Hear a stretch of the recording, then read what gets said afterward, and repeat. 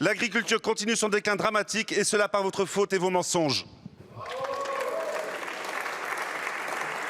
Je vous remercie. La parole est à présent à Madame Reid Arbelot pour le groupe GDR. Madame la Présidente, Monsieur le Premier ministre, mes chers collègues, Yaorana. En Polynésie française, le taux de remplacement pour la pension civile des fonctionnaires d'État est de 41% contre 73,8% en Hexagone. Car seuls 54% de leur traitement indiciaire est pris en compte dans le calcul de la pension civile. La part indiciaire majorée sur laquelle ils sont pourtant retenus est exclue du calcul. Une indemnité, la fameuse étant décriée ITR, complétée à raison la pension civile de 30%. Sauf que depuis sa réforme en 2009, ce complément retraite décroît pour s'éteindre dans 4 ans. Le taux de remplacement incluant cette indemnité est alors passé de 41 plus 30, soit 71% en 2008, à 51% en 2018 et 43% en 2023. Pour pallier à la disparition de ce complément, le PLF 2024 prévoit la CVR, cotisation volontaire de retraite, une capitalisation de type RAFP qui promet un complément fantastique de 4,4%, soit un taux de remplacement global de 45,4%. Pour 1 000 € de traitement, un retraité en Hexagone touche une pension de 738 €. Un retraité polynésien touchera une pension de 410 € et 44 € de complément retraite. Vous avez reçu, comme moi, Monsieur le Premier ministre, un courrier de l'intersyndicale demandant la prise en compte de tout leur traitement indiciaire dans le calcul de leur pension civile. Ma question est simple. Allez-vous revoir votre copie?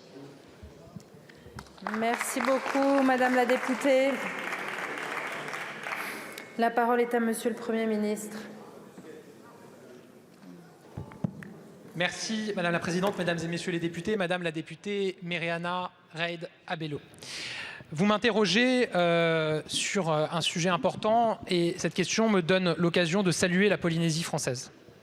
La Polynésie française qui accueillera les épreuves de surf des Jeux Olympiques et Paralympiques.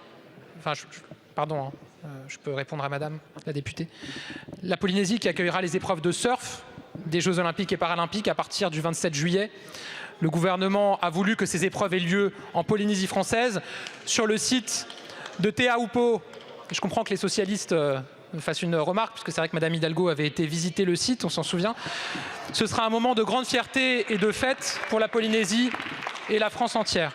Je veux saluer l'engagement de tous les acteurs et notamment des autorités du pays, de Paris 2024, des services de l'État et des agents publics dans la préparation de cet événement majeur à qui nous aurons vraiment une pensée et nous avons à cœur qu'il soit réussi. S'agissant de l'indemnité temporaire de retraite, l'ITR, sur laquelle vous m'interrogez, je tiens d'abord à vous souligner mon engagement et avant vous, à saluer votre engagement et avant vous celui du président Brotherson, ainsi que celui du député Philippe Dunoyer en Nouvelle-Calédonie, qui ont permis que ce sujet aboutisse 15 ans après la mise en extinction de l'ITR en 2009. Je peux témoigner que vous m'avez vous-même régulièrement saisi sur ce sujet quand j'étais ministre des Comptes publics et je vous remercie de votre persévérance sur ce sujet. De quoi s'agit-il ?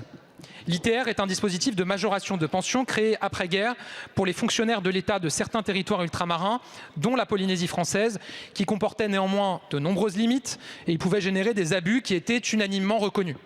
Lorsqu'il a été mis en extinction progressive en 2009, le gouvernement avait fait une promesse à l'époque, celle de mettre en place un dispositif alternatif de cotisation pour compenser pour les futurs pensionnés la perte de pouvoir d'achat liée à la fin de l'ITR prévue en 2028.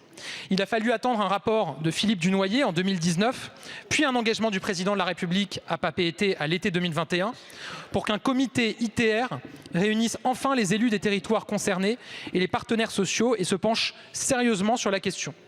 Ce comité s'est réuni à plusieurs reprises en 2022 et en 2023 et ces travaux collectifs nous ont permis de faire émerger une solution que nous avons inscrite dans la loi de finances de 2024 et qui est en train de se déployer sur le terrain. En partant d'un constat simple, si les écarts entre le coût de la vie dans l'Hexagone et les territoires ultramarins sont bien pris en compte pendant la vie active de l'agent grâce à une indexation de la rémunération, ils le sont moins lorsque les agents partent à la retraite, en particulier dans les territoires du Pacifique et à Saint-Pierre-et-Miquelon. C'est pourquoi nous avons ouvert à compter du 1er avril 2024 la possibilité à tout agent titulaire de la fonction publique d'État ou militaire, en service en Polynésie française, en Nouvelle-Calédonie, à Wallis-et-Futuna et à Saint-Pierre-et-Miquelon, de cotiser sur l'ensemble des compléments de rémunération qu'il perçoit au régime de la retraite additionnelle de la fonction publique. Et pour s'assurer que l'adhésion à ce dispositif ait un effet immédiat pour les agents qui partiraient prochainement à la retraite, un montant plancher est prévu. Aucun agent ne pourra ainsi toucher moins de 4 000 € annuels.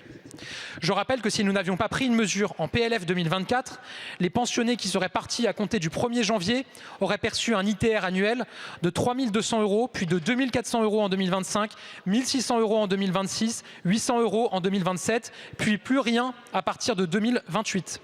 Le système que nous avons mis en place permet de figer à 4 000 € par an le montant perçu, soit le montant de 2023. Je sais que vous suivez très précisément la mise en œuvre de ce nouveau dispositif sur le terrain. Des sessions de présentation du dispositif aux équipes locales gérant les ressources humaines ont d'ores et déjà été organisées et consigne a été donnée d'intensifier la communication vers les agents préparant leur départ en retraite. J'ai pour ma part demandé un premier bilan du dispositif d'adhésion pour fin juin. Je ne manquerai pas de vous communiquer ce bilan. Vous le voyez, Madame la députée, alors qu'aucune solution à la mise en extinction de l'ITR n'avait été apportée par les gouvernements successifs depuis 15 ans, ce gouvernement a agi pour mettre en œuvre l'engagement du président de la République et pour apporter une solution concrète et adaptée aux retraités ultramarins du Pacifique et de Saint-Pierre-et-Miquelon. Je vous remercie, Monsieur le Premier ministre.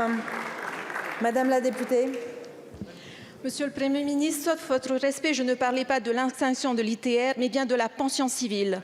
Les retenues sociales des 6 000 actifs compensent 4 à 5 fois le surcoût pour une pension civile juste et équitable pour les 130 nouveaux retraités polynésiens chaque année. 50 ans qu'on les retient sur tout leur indiciaire, ils ont droit à une vraie pension civile. On leur invente des dispositifs ad hoc qui ne répondent pas à la problématique.